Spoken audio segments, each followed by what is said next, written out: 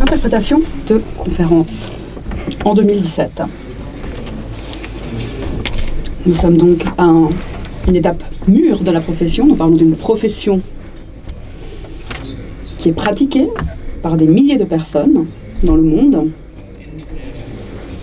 qui est représentée par les organisations internationales, et par des sociétés internationales qui défendent aussi les intérêts de cette profession. Nous parlons aussi d'une profession qui est représentée par des individus uniques dont les services sont très recherchés. Services qui sont recherchés par des personnes qui ont besoin de faire le lien entre différentes langues. C'est le cas, par exemple, du Conseil de l'Europe, dont les langues de travail sont le français et l'anglais, mais aussi l'allemand, l'italien, le russe, le turc. Institution qui a besoin environ de 7000 jours d'interprétation par année. Mais aussi, pas très loin d'ici, l'Organisation internationale du travail, dont les langues de travail sont l'anglais, le français, l'espagnol, l'allemand, le russe, l'arabe, le chinois, le japonais, le portugais. Pour un total d'environ 9000 jours d'interprétation par année. Les Nations Unies, avec leurs 4 sièges, Genève, Vienne, Nairobi, Genève,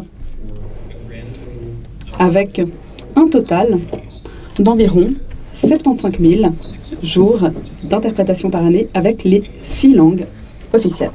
L'anglais, le français, l'espagnol, l'arabe, le russe et le chinois. Et là, on rentre vraiment dans l'interprétation de conférences. Le Parlement européen, avec la plupart de son travail qui a lieu à Bruxelles et à Strasbourg, avec un total de 24 langues officielles, avec des langues y compris de pays qui souhaitent rejoindre l'Union européenne, comme par exemple le Turc, mais aussi avec des partenaires commerciaux importants comme la Russie, mais aussi la Chine, le Japon. Donc, 24 langages offerts régulièrement, mais jusqu'à une trentaine, avec 110 000 jours par année. La Commission européenne, avec 150 000 jours par année. La plupart des interprètes qui travaillent pour ces institutions travaillent en simultané, c'est-à-dire ce que vous êtes en train d'écouter maintenant, si vous avez pu trouver des écouteurs. C'est-à-dire que tout ce que dit l'orateur, moi-même en l'occurrence, est rendu en même temps dans une autre langue.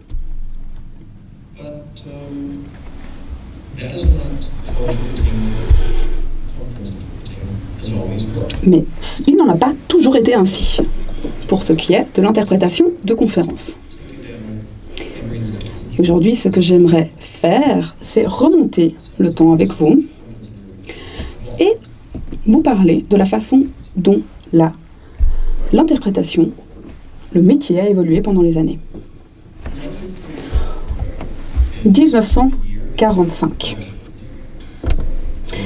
est souvent considéré comme l'année de la naissance de l'interprétation simultanée.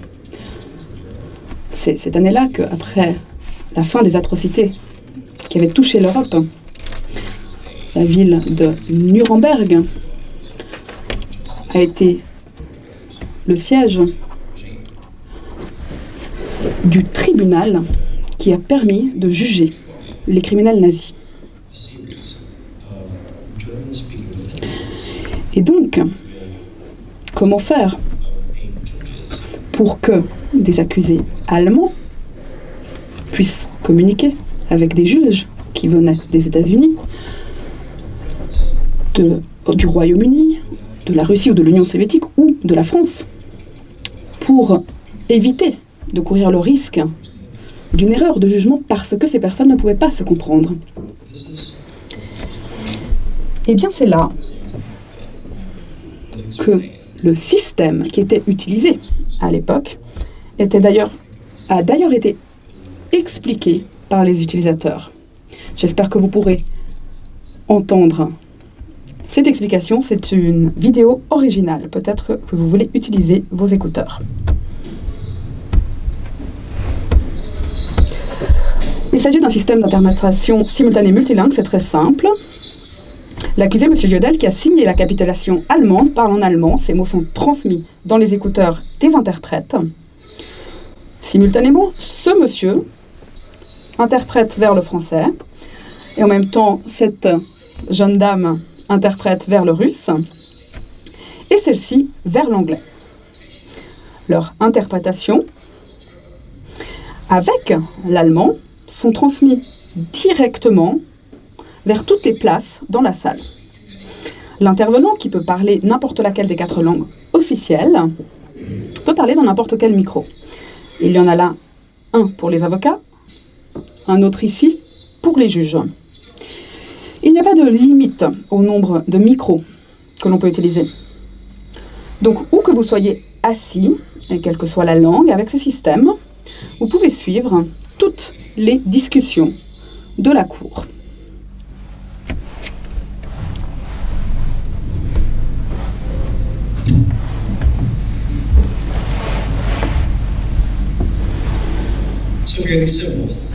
Donc tout cela semble assez simple, hein. C'est ce que l'on pourrait penser.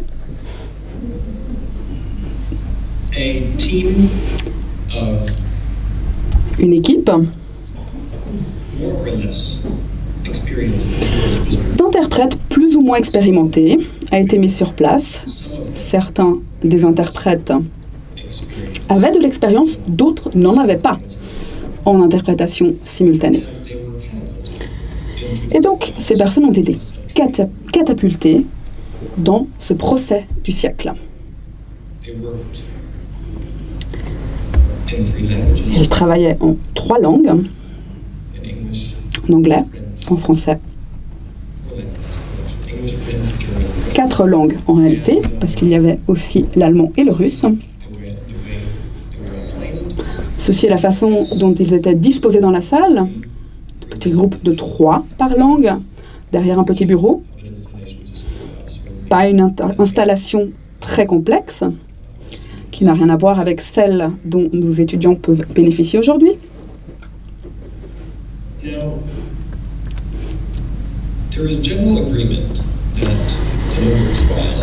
On estime souvent que les procès de Nuremberg sont ceux qui ont vraiment donné naissance à l'interprétation.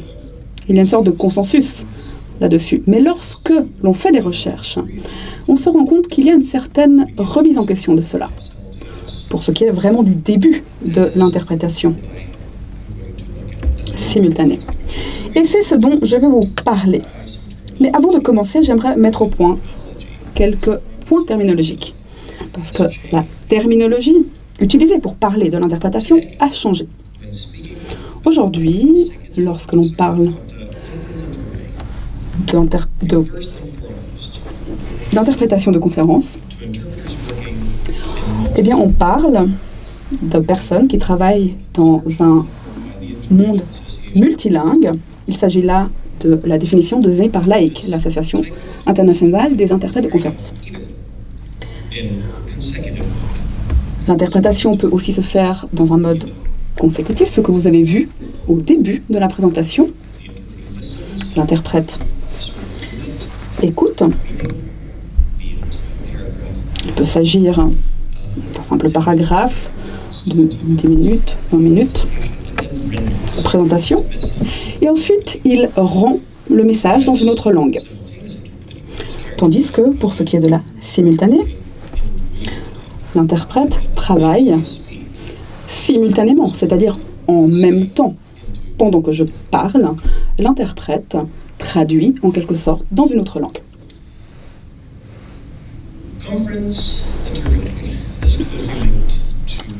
L'interprétation de conférences est liée, bien entendu, au développement des conférences. et plus particulièrement des conférences internationales diplomatiques. Et il y a un accord, un consensus, pour dire que tout cela a commencé en 1814, avec le congrès de Vienne, il y a 100 ans.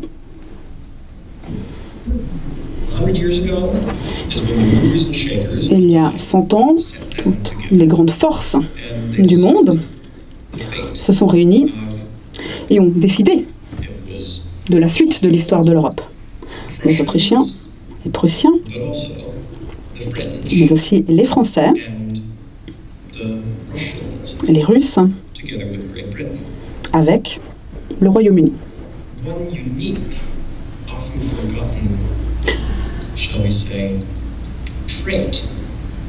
Un aspect que l'on oublie parfois de cette époque, c'est que toutes ces personnes, le tsar, le duc de Wellington, Metternich aussi, tous parlaient français. Assez bien, certainement, pour parler au niveau international et mener des négociations. La diplomatie multilatérale a évolué.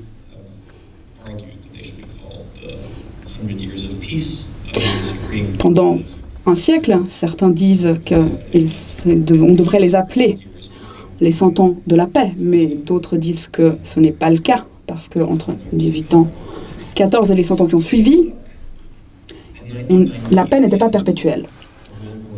Mais à la fin de la Première Guerre mondiale, en 1919, et que l'on se tourne vers Paris, avec la conférence de paix, eh bien on voit que l'histoire se répète, les grandes puissances sont à nouveau présentes, les 4 grandes puissances. Et à nouveau, ces 4 grandes puissances ont décidé du destin de l'Europe. 100 ans plus tard, toujours la diplomatie multilatérale, mais avec un défi supplémentaire.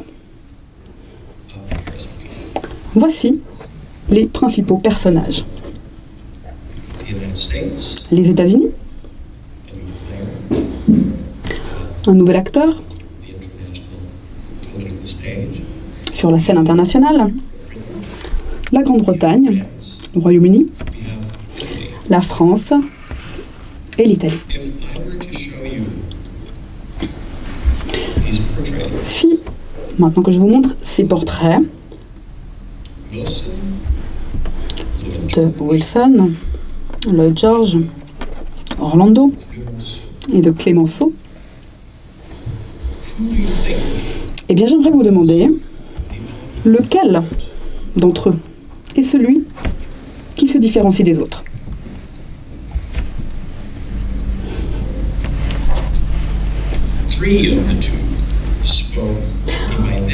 Trois parmi eux parlaient ce qui était à l'époque la langue de la diplomatie, français et anglais.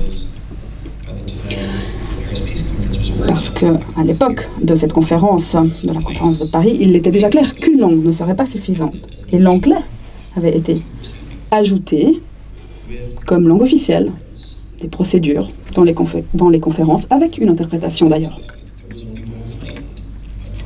Et à cette époque, pour ce qui était de l'interprétation, aussi dans les conférences, il s'agissait exclusivement de consécutives, ce que vous avez vu au début. Et donc cette personne qui sort du lot dont je vous disais, c'est Orlando, qui était désavantagé. Parce que, en tant qu'italophone, avec une petite compréhension du français et de l'anglais, il perdait beaucoup de ce qui se passait pendant les négociations.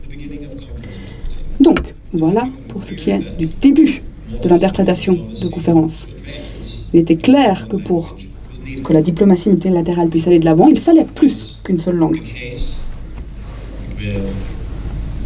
Cela a été le cas lorsque l'Organisation internationale du travail, qui est issue en quelque sorte de la conférence de Paris, puisque c'est là qu'il a été prévu de mettre en place une organisation qui réglerait les questions en rapport avec le travail.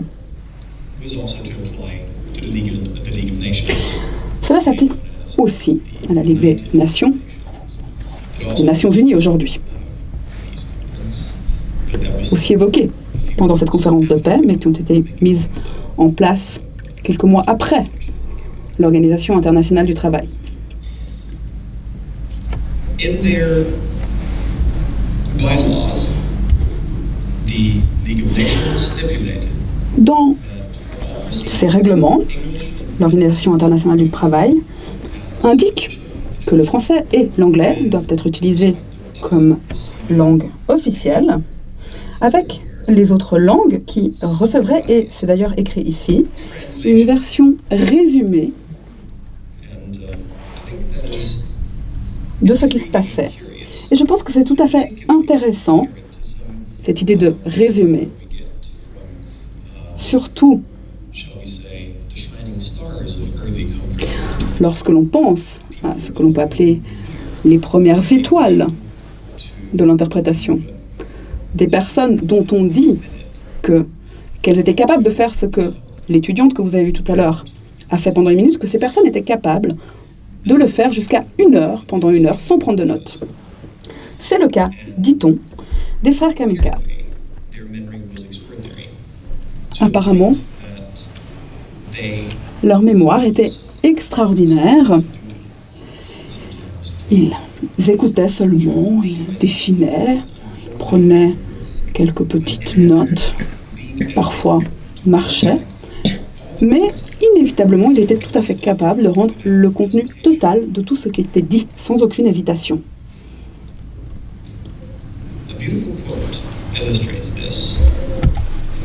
Très belle citation.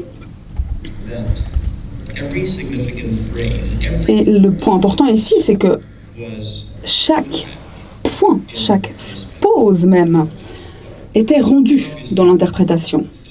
Chaque, évidemment, avec des applaudissements très nourris à la fin. On se demandera peut-être comment cela est possible. Et donc, apparemment, ce qui était nécessaire pour être un excellent interprète en consécutive à l'époque était les suivantes, c'est-à-dire une excellente maîtrise du français et de l'anglais, mais aussi une grande connaissance extralinguistique, connaissance des termes, oui, mais aussi du monde, des choses dont on discutait dans telle ou telle conférence, donc les questions en rapport avec la conférence, et aussi des capacités de s'exprimer en public, mais aussi une certaine assise psychologique et morale. Et nous verrons dans quelle mesure nous avons été capables de transmettre cela à nos étudiants. Donc ce système avait plusieurs avantages. C'était notamment le fait que l'interprète ne devait jamais courir à travers, après l'orateur, parce que l'interprète attendait, comme mon étudiant tout à l'heure, que l'orateur est terminé. Mais un des avantages était justement celui du temps, parce que subitement, toutes les procédures, tous les échanges prenaient beaucoup de temps, surtout lorsque les interprètes étaient aussi doués que les frères Kaminker et que chaque interprétation était aussi détaillée et nuancée que l'original. Et cela a été remarqué. Et d'ailleurs, quelqu'un en 1919 a dit qu'il était fort bien d'avoir la traduction et l'interprétation totale de ce qu'elle avait dit, mais puisque de toute façon, après la conférence, tout allait être noté pour le procès verbal, est-ce qu'il ne serait pas possible de faire sans certaines des interprétations et commencer à faire notre vrai travail, à vraiment travailler plutôt que d'écouter les interprètes? Parce qu'évidemment, il y avait dans la salle des personnes qui comprenaient et le français et l'anglais, et pour eux, cela devait être terriblement ennuyeux d'entendre tout 2 fois. Et là, c'est un point fondamental de ma présentation parce que j'introduis des personnages fondamentaux dans l'interprétation. Ce personnage est lié à la naissance de l'interprétation simultanée. C'est Monsieur Edward Filene. C'est un Américain, un philanthrope, un homme d'affaires. Et il était très bien connu. Peut-être que certains d'entre vous le connaissent d'ailleurs. Peut-être si vous êtes allé aux États-Unis pour faire du shopping jusqu'à il y a environ 10 ans, car il s'agissait du propriétaire, entre tant d'autres choses, d'une chaîne de magasins prénommée Filene's. Il avait 6 ans lorsqu'il a été emmené à Macy's. Et c'est une chaîne qui... C'est pas grave, tu continues.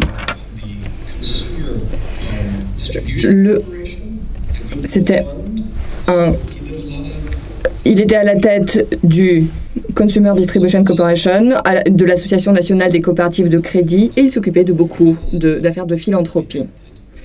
Les politiques de gestion qu'il a mises en œuvre ont rencontré une certaine résistance.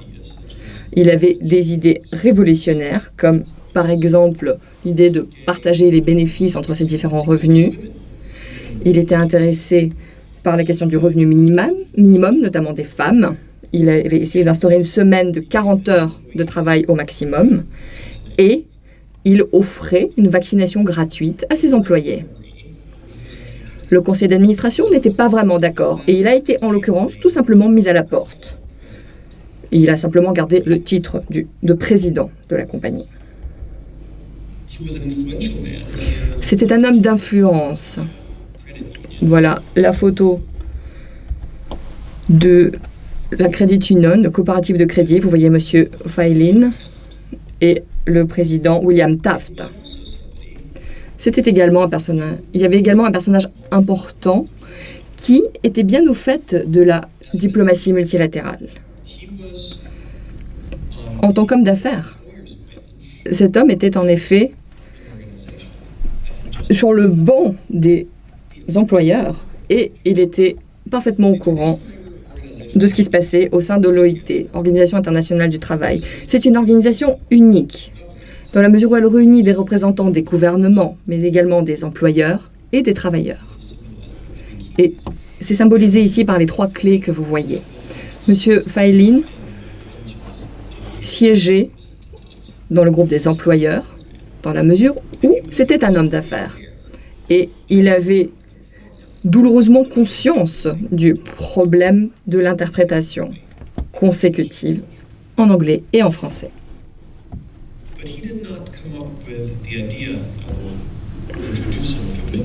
Mais l'idée dont je vais parler dans quelques instants ne lui est pas venue à l'esprit qu'à lui seul.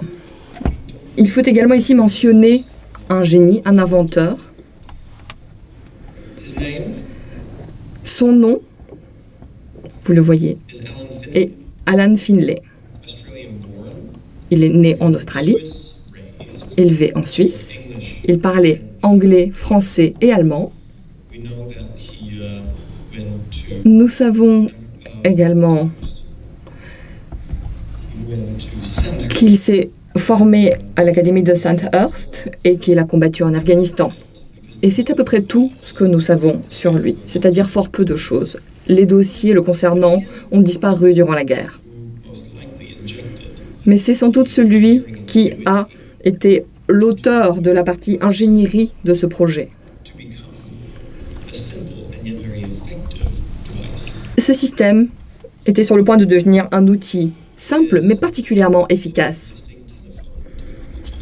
La technologie du téléphone qui existait, le modèle le plus avancé qui était à disposition des gens dans les années 1920, et il s'est mis à réfléchir à un détournement de cette technologie.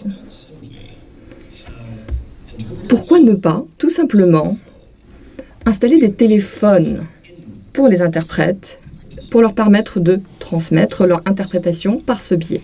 Les participants décrocheraient leur combiné et ils entendraient, dès lors, l'interprétation qui leur serait transmise grâce à une technologie qui était plutôt fiable à ce moment-là et qui existait déjà depuis un petit moment. Vous pouvez voir ici la manière dont cela devait fonctionner. Donc cette technologie détournée que j'évoquais à l'instant. Même à cette époque-là, un système Filene-Finlay impliquait la présence d'un technicien. Nous en avons un ce soir également, même si son travail a l'air quelque peu différent. Il s'agissait à l'époque de choisir le bon canal manuellement pour s'assurer du fait que l'interprétation parvienne au bon public. L'idée était de proposer cette interprétation téléphonique vers différentes langues. Le temps n'était plus une contrainte à ce moment-là. Vous pouvez voir ici un document qui mentionne les différentes langues, l'anglais, le français, l'allemand, l'espagnol et 3 canaux supplémentaires pour d'autres langues éventuelles. In 1925. Cette année, l'idée a été transmise au monsieur chef interprète de l'OIT, monsieur Caldwell, et à monsieur Drummond, à la Société des Nations. Les réactions ont été assez différentes. Monsieur Caldwell se sentait prêt à tester cette méthode alors que monsieur Drummond était plutôt sceptique.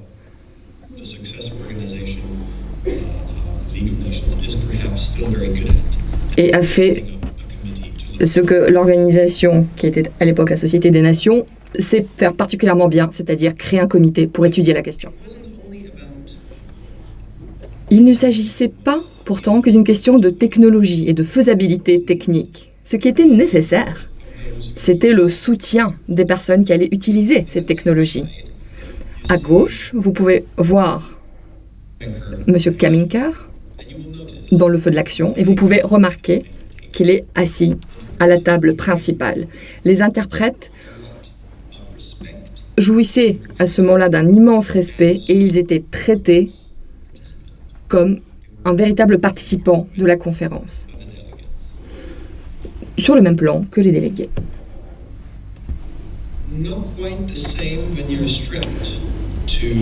Ce n'est pas tout à fait la même chose que lorsqu'on est attaché à toutes sortes d'ustensiles et qu'on doit utiliser des outils qui nous empêchent de bouger et qui nous placent à l'écart.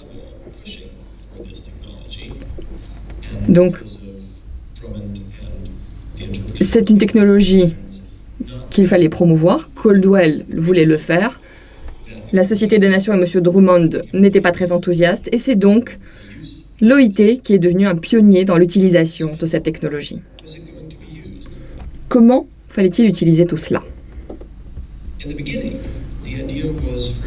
Au début, l'idée était que les interprètes allaient recevoir une transcription sténographique qui était faite par un sténo, puis décodée par une machine. 1925, déjà décodée par une machine. Donc, l'enregistrement sténographique, on en faisait une transcription complète et c'était ce qui était voué être la base pour l'interprète afin qu'il puisse proposer une traduction, une interprétation. Mais il y avait quelques problèmes. À chaque fois que l'orateur ne parlait pas dans le microphone, il n'y avait pas d'enregistrement sténo. Et pas d'enregistrement, pas d'interprétation. Il y avait donc des blancs dans la restitution. Le système a été perfectionné. L'idée de travailler à partir d'une transcription a été mise de côté. Les interprètes pouvaient écouter l'original et chuchoter tout doucement l'interprétation dans leur microphone. Il fallait donc mettre l'interprète près de l'orateur pour qu'il puisse l'entendre. Ils chuchotent leur interprétation dans un microphone qui ensuite permet de diffuser tout cela dans la salle. Le problème majeur dans ce cas était que le microphone transmettait non seulement ce que disait l'interprète, mais également ce que disait l'orateur. Donc c'était extrêmement bruyant.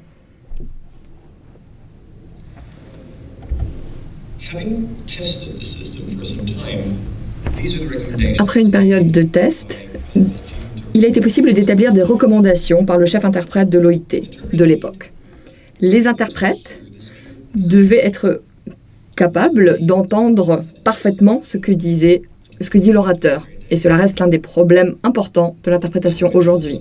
Les langues, disait-on, devaient avoir des structures grammaticales analogues. Et l'allemand était pour le moins un problème à l'OIT. J'y reviendrai dans un instant.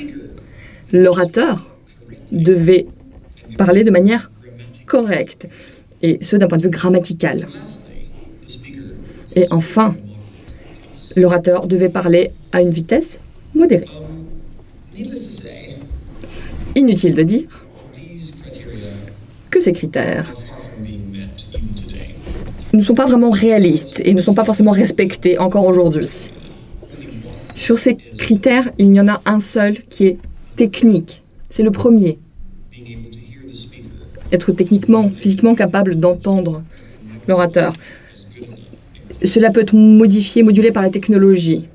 Si le microphone est suffisamment près, tout peut bien fonctionner. La combinaison de langues n'est plus vraiment un problème. L'interprétation simultanée existe entre toutes les langues, quelles qu'elles soient. L'allemand n'est vraiment pas la plus exotique de toutes les langues utilisant interprétation simultanée. Le turc, par exemple, a une structure syntaxique qui est exactement l'inverse de celle de l'anglais. On peut travailler avec le japonais, le chinois, et ainsi de suite. Le fait que l'orateur puisse parler correctement est un problème, notamment aujourd'hui. Contrairement à ce qui se passait par le passé, les orateurs ne sont plus vraiment formés pour être des orateurs. La diplomatie était une affaire de diplomates. C'était une pratique jusqu'à une certaine époque. Puis les choses ont évolué. L'OIT a invité des représentants des travailleurs, des employeurs. Ce ne sont pas forcément des orateurs formés en tant que tels. Et c'était juste des personnes qui présentaient et défendaient leurs propres intérêts. Enfin, la vitesse. Peut-être, mais j'espère qu'en 1925, ils avaient davantage de temps pour mener à bien leurs réunions et leurs débats. Aujourd'hui, tout se précipite. Les réunions, tous les participants prennent la parole de plus en plus vite.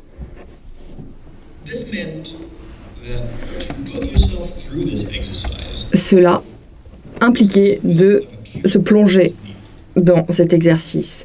Et pour cela, il fallait une carotte. Il fallait encourager les personnes à se lancer. Ceux qui n'avaient pas eu la chance de tester ces nouvelles technologies y étaient invités. Des prix, des récompenses ont été créées à l'OIT pour ceux qui accepteraient de participer au programme de formation. $200,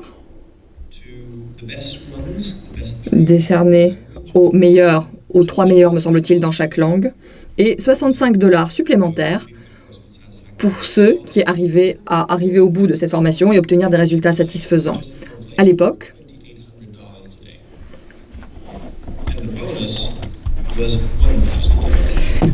aujourd'hui, ce serait de l'ordre de plusieurs milliers de dollars, si on tient compte de l'inflation. C'était donc un prix important.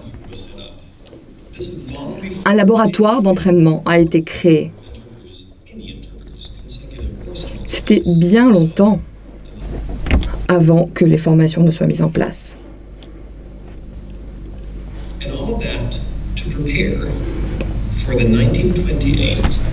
Tout cela en vue de la préparation pour la Conférence internationale du travail de 1928, où ce système a été mis en œuvre pour la première fois. Je vous invite à observer attentivement ces sortes de stéthoscopes, ces dispositifs qui permettaient d'écouter, que vous voyez dans les oreilles des délégués. Cela n'a pas l'air bien confortable. C'est donc le début de l'interprétation simultanée.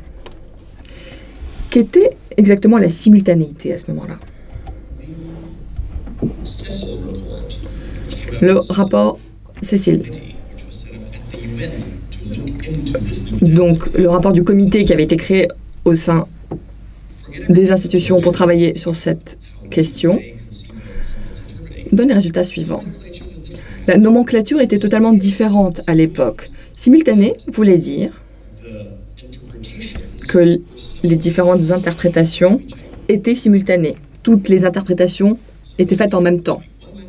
L'orateur parlait une langue, et après cela, toutes les interprétations pouvaient se faire en même temps. Mais elles se faisaient après le discours. Ce que nous appelons simultané aujourd'hui s'appelait instantané à l'époque. Comme la soupe instantanée.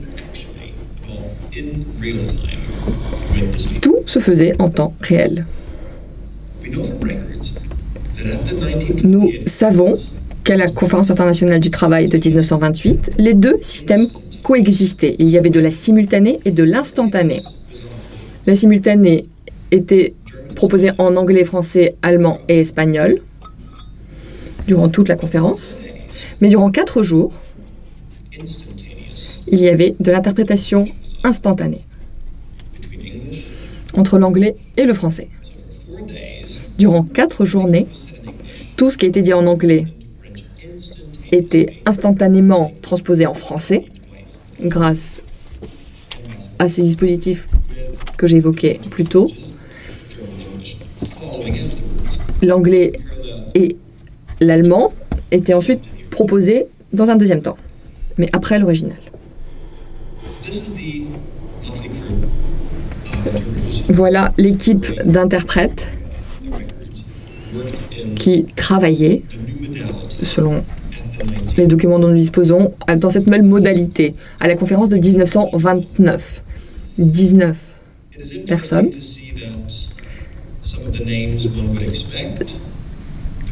Il est intéressant de trouver certains noms, de ne pas trouver certains noms qu'on s'attendrait à voir, par exemple les grands consécutivistes que nous avons évoqués. Il n'y avait que 2 femmes sur ces 19 personnes. Initialement, le statut de l'interprète ne correspondait pas au statut d'une femme, et réciproquement.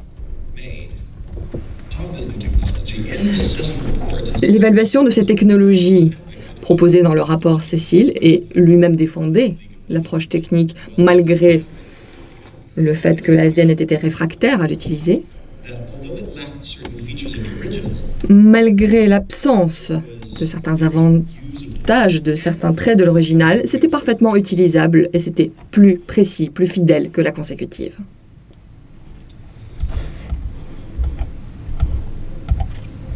So there we have it, 1925, nous y sommes. I want to take you back to 1925 and Je voudrais transport you vous to a different continent. ramener en 1925 et vous emmener sur un autre continent, de Genève, de l'OIT, de la Société des Nations. Nous allons partir à Moscou. The Comintern Congress Moscou, les congrès du Comintern s'y tenaient. perhaps different objectives. Le Comintern avait des objectifs sans doute différents, mais une structure tout à fait semblable à celle d'autres organisations internationales.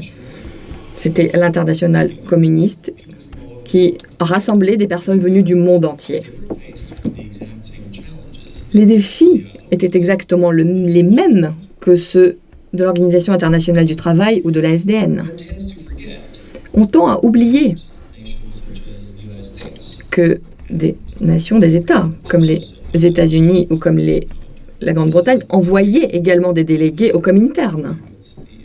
US delegation, Il me semble que vous voyez ici la délégation américaine au 4e congrès du Comintern. and they pointed out already after Et the first Congress ils ont souligné dès le premier congrès qu'ils ne pouvaient pas suivre les débats having translation or interpretation provided. sans qu'il y ait de traduction ou d'interprétation. Donc, après le 2e congrès du Comintern, A translation bureau was set up. un bureau de traduction a été mis en place. And a bit like in the West, Et un petit peu comme l'Occident, one protagonist. se retrouve avec un protagoniste, A protagonist that we know very little about. This une is personne dont on sait peu de choses et on n'est pas certain de l'image d'ailleurs dont je vous montre, du docteur Epstein. Avec à gauche, je pense, quelqu'un qui devait être impressionné par la situation, et à droite, quelqu'un qui montrait la technologie. Parce que Dr. Epstein avait mis en place, avait eu une idée en 1925, et l'idée était la suivante. Les participants du congrès devraient avoir des écouteurs, ils devaient être connectés à un interprète qui serait installé dans une cabine et qui interpréterait, traduirait tout ce qui était dit en temps réel. Vous voyez que certains des éléments ici sont surlignés. Alors, d'abord, l'idée des écouteurs. Je trouve ça amusant lorsqu'on repense à l'espèce de stéthoscope dont on parlait tout à l'heure à l'Organisation internationale du travail. Donc, on visait une sorte de confort. On parlait aussi de cette idée de petit téléphone à l'intérieur de ceci. Donc, on parle vraiment d'une façon d'entendre le discours directement dans l'oreille. Et pour la première fois, on parle de l'idée des interprètes qui sont dans une cabine. Et si vous vous demandez pourquoi des interprètes sont assis dans une cabine, c'est simplement pour les isoler du bruit extérieur, pour qu'ils n'entendent pas ma voix, mais directement, mais qu'ils l'entendent à travers leurs écouteurs, pour pas qu'il n'y ait d'interférence. Et l'idée était aussi d'avoir 3 interprètes par langue. En réalité, je ne comprenais pas pourquoi il y avait ce besoin de 3 interprètes par langue, mais en regardant cela d'un peu plus près, j'ai compris quel était le système tel qu'il était imaginé. L'interprète numéro 1 écoutait la première phrase. Il commençait à l'interpréter. L'interprète 2 écoutait la deuxième phrase. Et une fois que l'interprète 1 avait terminé, l'interprète 2 dirait la deuxième phrase. L'interprète 3 interpréterait la phrase 3, le cycle serait ainsi terminé et on recommencerait avec l'interprète 1. Il y avait 2 options qui étaient proposées. Soit le technicien fait en sorte que l'interprète n'entende que la phrase qu'il doit interpréter et coupe les écouteurs entre deux, ou alors le son est toujours disponible pour l'interprète, comme ça l'interprète peut se rendre compte de ce qui se passe. L'avantage est souligné ici. Le fait de devoir écouter tout, c'est ce qui est dit ici, le fait de devoir tout écouter fatiguerait les interprètes. En réalité, c'est une sorte de relais sans fin. Et je pense que ça doit être très difficile d'interpréter une phrase sans savoir ce qu'était la phrase précédente.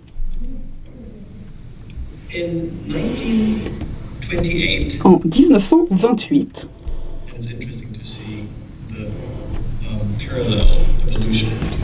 et je trouve qu'il est intéressant de voir l'évolution des 2 systèmes en parallèle. On a mis en place un test de ce système au Comintern à l'international communiste, mais légèrement modifié. On parlait au début des interprètes qui seraient ailleurs dans une autre pièce, qui seraient dans des cabines qu'on ne les verrait pas, qu'on les entendrait seulement. Et ce qui se passait en réalité, vous voyez là sur l'image, que, assez semblablement au système de Finlay & Phelan, il y avait un système où des sortes d'écouteurs, mais les interprètes, théoriquement, étaient dans des fauteuils confortables face aux éditeurs et en train de chuchoter leur interprétation dans le microphone.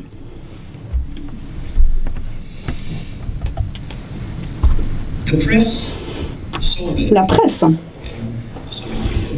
en Union soviétique, a présenté cela comme un système révolutionnaire qui, pour la première fois dans l'histoire, permettait une interprétation simultanée de conférences.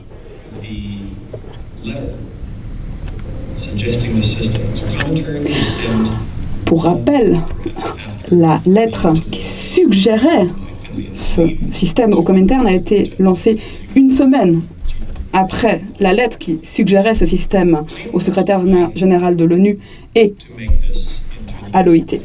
Bien entendu, je ne vais pas transformer ça en opposition Est-Ouest. Et il me paraît peu probable que l'on puisse copier une invention pareille en une semaine.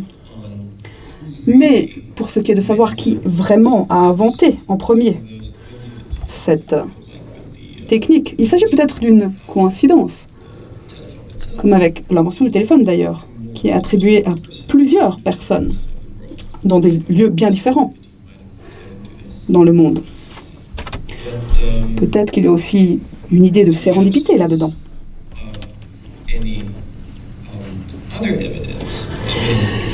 Mais puisque l'on manque de preuves d'une chose et du contraire, je pense qu'il y a une chose qui est certaine, qui est claire. Les procès de Nuremberg sont en tout cas l'événement où l'interprétation est devenue publique, est devenue fameuse. Mais ce n'était pas l'événement où on a inventé l'interprétation. Cela signifie que l'année prochaine, l'interprétation simultanée va fêter ses 90 ans, ses 90 ans. J'en arrive à la fin de mon intervention. Je vous remercie beaucoup pour votre attention et je vous encourage à applaudir les interprètes qui vous remercient en retour.